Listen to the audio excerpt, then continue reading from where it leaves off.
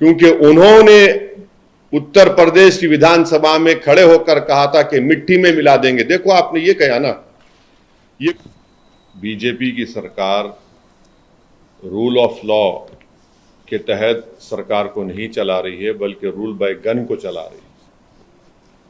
और ये पिछले 2017 से जब से बीजेपी की गवर्नमेंट बनी, ये सिलसिला चल रहा है। और हर बार जब कभी भी हम मीडिया से बात करते थे, बल्कि हम अपने भाषण में, अपने स्पीचेस में इस बात को दोहरा रहे थे। मगर अफसोस इस बात का है कि आप लोग सिर्फ ये समझ रहे थे कि हम रेटरिक के तौर पर उसका इस्तेमाल कर रहे हैं। हम आप लोगों को और देश के सामने आंकड़े रखे कि कैसे लोगों को गोली से निशाना बनाया जा रहा है, और जिससे भारत का संविधान में लोगों का यकीन कम होगा, जिससे हमारे कोर्ट्स में, जजेस में, पब्लिक प्रोसिक्यूटर को उनका काम करने की इजाज़त नहीं दी जा रही थी। तो ये हुआ, और हम इसका, मेरे पास अल्फाज नहीं है इसका कंडेम करने के लिए, इसकी मजम्मत करने के लिए। मगर एक बात यकीनी है कि ना सिर्फ भारत के मुसलमान, बल्कि पूरे भारत के वो सिटीजन्स जो रूल ऑफ लॉ पर यकीन करते हैं, जो कोर्ट्स पर यकीन करते हैं, जो संविधान पर यकीन करते हैं, वो आज अपने आप को कल की इस दरिंदगी और बेदर्दी के साथ जिन लोगों को मारा गया, जो जुडिशियल कस्टडी में थे, उन पर कन्विक्शन हो गया था, उनको अदालत से, वो जेल से लाया जा रहा था किसी और एक और केस में इंट्रोगेशन करने के बाद।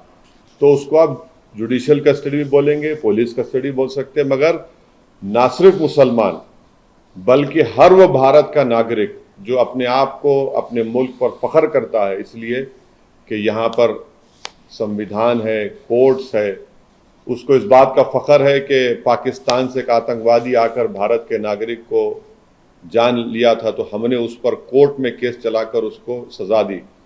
आज वो सब लोग कमजोर और अपने आप को गैर महफूज समझ रहे हैं। वो अपने आप को कमजोर और गैर महफूज समझ रहे हैं। कल का जो मर्डर हुआ है, ये कोल्ड ब्लडेड मर्डर कहते हैं, उसको देखने के बाद हर वो भारत का नागरिक जो भारत के संविधान पर यकीन करता है, भारत की अदालतों पर उसको यकीन है, आज वो अपने आप को कमजोर और गैर महफूज समझ रहा है। और ये इसलिए हुआ क्योंकि जो लोग सत्ता की कुर्सियों में बैठे हुए हैं, उनमें राय बराबर भी, जो अंग्रेजी का वर्ड है ना कंपैशन है, ना उनमें ह्यूमैनिटी है, ना उनमें रहम है, ना उनमें इंसानियत है। ये जो कल का वाकया हुआ, आप बताइए मेरे को, ये तो कोई ऐसा नहीं है कि कोई जाकर फौरन किसी को गोली मार दिया। आप उनका वेपन चलाने का तरीका देखो, आप जिस तरीके से वो लोग आए, और उनका हाथ स्टिल है एकदम। मुझे भी वेपन चलाना आता है, मैं भी एक एक्सपर्ट के साथ ट्रेनिंग लिया हूं अपनी सेल्फ डिफेंस के लिए। और जिस तरीके से मार रहे वो लोग, उनका हाथ देखिए हिल नहीं रहा है, उनकी आंख उस पर है, उन लोगों पर है। उनको मालूम था कि पहले कहां पर, किस जगह पर मारना। तो ये एक कोल्ड ब्लडेड मर्डर है, और ये लोग प्रोफेशनल हैं। और कितना इसमें उत्तर प्रदेश की बीजेपी की सरकार का इसमें रोल है, कितना इसमें ये कौन लोग हैं जो जाकर पुलिस की मौजूदगी में और मीडिया की मौजूदगी में, बल्कि लाइव टेलीकास्ट भी हो रहा था, वो इस तरह का कोल्ड ब्लडेड मर्डर करते हैं। तो ये इसके लिए जरूरी है कि सुप्रीम कोर्ट मॉनिटर्ड इसमें इन्वेस्टिगेशन होनी चाहिए, कमेटी बननी चाहिए। मैं सुप्रीम कोर्ट से दरख्वास्त करता हूं, प्लीड करता हूं, क्योंकि 28 मार्च के दिन सुप्रीम कोर्ट ने एक फैसला दिया था कि कल जो लोग मारे गए उसमें से एक शख्स ने जो एक मुसलमान एक्स एमपी है, जो एक मुसलमान एक्स एमपी है, वो कोर्ट को गए थे कि मेरी जान को खतरा है, सुप्रीम कोर्ट को। तो सुप्रीम कोर्ट ने यह कहा था कि जब आप जुडिशियल कस्टडी में है और आपको पुलिस कस्टडी में लेकर जा रहे तो स्टेट की जिम्मेदारी है। अब सुप्रीम कोर्ट इस मसले को सो मोटो ले और सुप्रीम कोर्ट एक कमेटी बनाए, सुप्रीम कोर्ट एक इन्वेस्टिगेशन टीम बनाए, टाइम बाउंड तरीके से उनको टाइम दिया जाए और उस इन्वेस्टिगेशन टीम में उत्तर प्रदेश का कोई भी ऑफिसर ना हो। एक टाइम बाउंड तरीके से वो इन्वेस्टिगेशन टीम बननी चाहिए जो सुप्रीम कोर्ट को रिपोर्ट करे और एक टाइम बाउंड मैनर में वो इन्वेस्टिगेशन मुकम्मल होना चाहिए। क्योंकि ये बात मैं कोई भी यकीन नहीं कर सकता कि ये लोग सिर्फ उठकर आए, कौन इनको बोला वहां पर, इनका बैकग्राउंड क्या है और कैसे वो लोग इस तरह घुस गए वहां पर और क्यों पुलिस ने उनको रोका नहीं। तो ये जरूरी है। हम तो सुप्रीम कोर्ट से उम्मीद करते हैं कि सुप्रीम कोर्ट इस मसले को सो मोटो लेगा, एक इन्वेस्टिगेशन टीम सुप्रीम कोर्ट बनाएगा जो सुप्रीम कोर्ट को रिपोर्ट करेंगे और उसमें बेहतर होगा कि कोई भी उत्तर प्रदेश का ऑफिसर ना हो, क्योंकि उनकी मौजूदगी में, उनकी कस्टडी में इन दो लोगों की हत्या की गई है।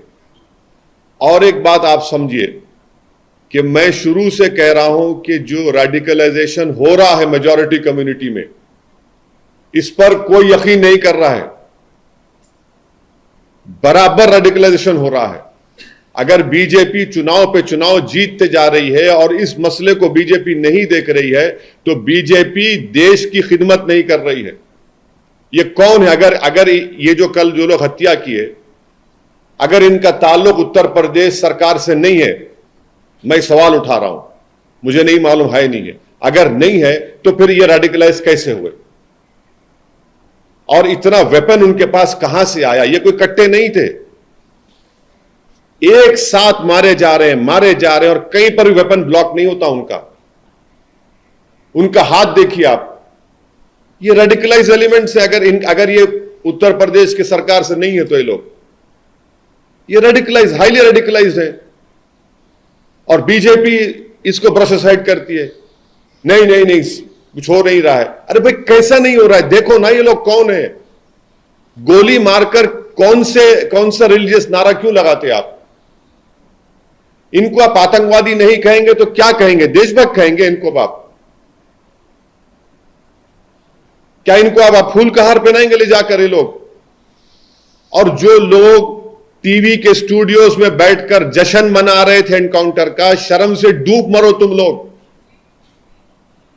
तुम लोग वल्चर्स हो।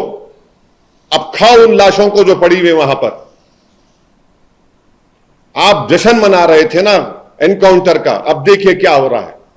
ये क्यों आप भूल रहे हैं कि आज बीजेपी सत्ता में, कल कोई और होगा तो यही नंगा नाच चलेगा, यही इंसानियत के ऊपर ये बर्बादी होगी। जब क्या करेंगे आप लोग? जश्न मना रहे थे, मनाइए जश्न आज आप। हम यही कह रहे थे कि जश्न मनाओ जब जमहूरियत कामयाब होगी, जश्न मनाओ जब कोर्ट सजा देगा, जश्न मनाओ जब संविधान और मजबूत होगा, लोकतंत्र मजबूत होगा। मगर आप लोग जश्न मना रहे हैं कि हो गया एनकाउंटर। अब देखिए, पहले जब तक लाइव विजुअल्स नहीं आए थे, कई टीवी चैनल चला दिया, एनकाउंटर हो गया उन लोगों का। उसके बाद जैसे ही मीडिया के सामने पिक्चर्स आए कि मीडिया की मौजूदगी में एनकाउंटर हुआ, वो लोग, वो पूरे जो चील कौवे हैं, खामोश बैठ गए। उनको समझ में नहीं आया कि अब कैसा उसका दिफा करें, कैसा उसको जस्टिफाई करें। इसीलिए हम कह रहे हैं कि आप समझिए इस बात को, एनकाउंटर सलूशन नहीं है, बल्कि मैं आपके जरिए से देश को याद दिलाना चाहता हूं कि यही इस तरह के सिलसिला शुरू हुआ था जब विश्वनाथ प्रताप सिंह के भाई की हत्या हुई थी 89 में। 1989 से सिलसिला चल रहा है जब ये टास्क फोर्स बनाई गई थी। हर किसी को आप मार देंगे गोली, तो फिर कोर्ट किस लिए भाई, अदालत किस लिए? अरे जो लोग जश्न मना रहे हैं, जो लोग एनकाउंटर भरोसा करते हैं, अरे भाई तुम सोचते क्यों नहीं हो कि गांधी के कातिल को कोर्ट मिला, इंदिरा गांधी के कातिल को कोर्ट मिला, राजीव गांधी के कातिलों को कोर्ट मिला, बेन सिंह के कातिलों को कोर्ट मिला, और आप एनकाउंटर कर रहे हैं। ये जो कल हत्या हुई है, इसकी पूरी जिम्मेदारी उत्तर प्रदेश के मुख्यमंत्री पर आयद होती है। उत्तर प्रदेश के मुख्यमंत्री में अगर कॉन्स्टिट्यूशनल मोरालिटी जिंदा है तो उनको अपने पद को छोड़ना पड़ेगा।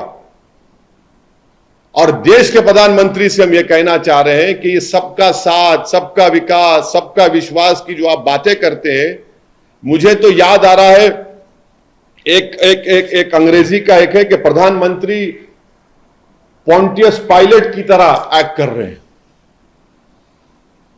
ही is acting like the Pontius Pilate. मेरी गाड़ी पर हमला हुआ, मैं जो कल देखा हूं नजारे को, पूरा मुझसे ऐसे हुआ था, पूरा उसी तरह के नारे लगा रहे थे वो लोग, उसी तरह से गोली चला रहे थे। यह अलग बात है कि मेरा टाइम नहीं था उस दिन, मगर हम समझ नहीं रहे हैं। हम खुशी मना रहे हैं कि मरने वाला मुसलमान है तो कोई बात नहीं, मरने वाला कोई और है, पॉलिटिकल अपोनेंट है, कोई बात नहीं। अरे भाई आप मारकर संविधान को, रूल ऑफ लॉ को कमजोर कर रहे हैं। आप हमेशा सत्ता में नहीं रहने वाले हैं, तारीख गवाह है। जब आप सत्ता में नहीं रहेंगे कोई और रहेगा और उसी तरह की शैतानियत कोई करेगा, तो तब आप क्या करेंगे? रोएंगे, पुकारेंगे। तो हम यह डिमांड करते हैं कि यह पूरी जिम्मेदारी उत्तर प्रदेश के मुख्यमंत्री पर आती है, क्योंकि उन्होंने उत्तर प्रदेश की विधानसभा में खड़े होकर कहा था कि मिट्टी में मिला देंगे। देखो आपने ये कहा ना, ये कोई जबान है एक देश के सबसे बड़े प्रदेश के मुख्यमंत्री की? जो बीजेपी के लोग उनको नरेंद्र मोदी के बाद या उनसे पहले प्रधानमंत्री बनाना चाहते हैं, शायद 2024 में बना देंगे या 29 में, नहीं मालूम, या प्रोजेक्ट कर देंगे। ये जबान है, एक मुख्यमंत्री की जबान होती है क्या? बताइए आप। नहीं, एक मिनट सुनिए, मुझे मुकम्मल करने दीजिए। हम डिमांड ये करते हैं कि उत्तर प्रदेश के मुख्यमंत्री इस्तीफा दें। दूसरा में डिमांड करते हैं कि सुप्रीम कोर्ट एक इन्वेस्टिगेशन टीम को बनाए, सुमोटो सुप्रीम कोर्ट लिए हम प्लीड करते सुप्रीम कोर्ट से। ये उसी वक्त रुकेगा जब नहीं रुकेगा, वरना ये चलता रहेगा। तो 4 दिन 5 दिन के बाद फिर शुरू हो जाएगा। और वो इन्वेस्टिगेशन टीम में सुप्रीम कोर्ट उन लोगों को रखे जिनका ताल्लुक उत्तर प्रदेश से ना हो, क्योंकि ऊपर से लेकर नीचे तक इसमें लोग होंगे। कहां से इनको हथियार आया, किसने कहा उनको वहां पर जाओ, किसने उनको इस तरह की बातें कही, ये सब चीजें निकलनी चाहिए, टाइम बाउंड। और दूसरी चीज, संविधान में आर्टिकल 311 है, और आर्टिकल 311 के तहत उन तमाम पुलिस ऑफिसर्स को निकालना चाहिए नौकरी से। सस्पेंशन नहीं, बल्कि अंडर आर्टिकल, संविधान के आर्टिकल 311 के तहत उनको सर्विस से निकालना चाहिए। जब इन्वेस्टिगेशन टीम की रिपोर्ट आ जाएगी टाइम बाउंड मैनर में, सुप्रीम कोर्ट के पास ये एक्स मुस्लिम एक्स एमपी गए थे। सुप्रीम कोर्ट ने कहा कि स्टेट की जिम्मेदारी है, स्टेट ने देखिए क्या क्या हो गया स्टेट के मौजूदगी में। तो ये हमारा डिमांड है, और हम उत्तर प्रदेश के बीजेपी की गवर्नमेंट से अपील करते हैं कि जो मुस्लिम एक्स एमपी का हत्या की गई है, उनके 2 बेटे जुवेनाइल होम में, उनको छोड़े आप। आपके पास राइट है उनको छोड़ने का, ताकि वो अपने वालिद के, मरहूम वालिद के तदफीन में शामिल हो सके। इतना तो आप कर सकते हैं ना। दूसरा 2 तो खैर उसको बेल लेना पड़ेगा, कोर्ट की जाना भी। तो जुवेनाइल होम में है 2 बच्चे, छोड़िए उन लोगों को आप। ये ठीक नहीं हो रहा है। हम बोल रहे हैं बार बार कि उत्तर प्रदेश के लिए ठीक नहीं है, देश के लिए ठीक नहीं। आज हर वो भारत का नागरिक, मुसलमान के साथ जो भी भारत पर फख्र करता है, वो अपने आप को कमजोर और गैर महफूज समझ रहा है। नांदेड़ शहर में पहली बार कम कीमत में अच्छे डिजाइनर और कम रेंज के बेहतरीन ड्रेसेस का खजाना queens designer and emporium, Baba petrol pump के करीब, बरकत कॉम्प्लेक्स रोड, नांदेड़। यहां पर gharara, lancha, frock, sharara, special suit, gown वगैरह नए रेंज के कपड़े मौजूद है। यहां पर बड़े शहरों से हैदराबाद, मुंबई, कोलकाता, सूरत, लखनऊ से चुनिंदा फैशनेबल कपड़े एक ही छत के नीचे दस्तयाब है। एक बार जरूर तशरीफ लाए। प्रोप्राइटर मोहम्मद आमिर। नांदेड़ शहर का भरोसामंद किड्स स्मॉल ब्रांडेड कलेक्शन में अलग अलग डिजाइनर के खूबसूरत कपड़े निहायत ही वाजबी दाम पर दस्तयाब है। इस माल की खासियत, जिसमें 4 साल के बच्चों से लेकर 14 साल की उम्र तक के बच्चों के लिए खूबसूरत डिजाइनिंग के कपड़े दस्तयाब है। हमारे यहाँ टी शर्ट, जीन्स, फ्रॉक, सदरी, पठानी के अलावा तमाम किट्स निहायत ही कम कीमत पर फरोख्त किए जाते हैं। एक बार ज़रूर तशरीफ़ लाए। हमारा पता इक़रा उर्दू स्कूल, देगलू नाका रोड, नांदेड़।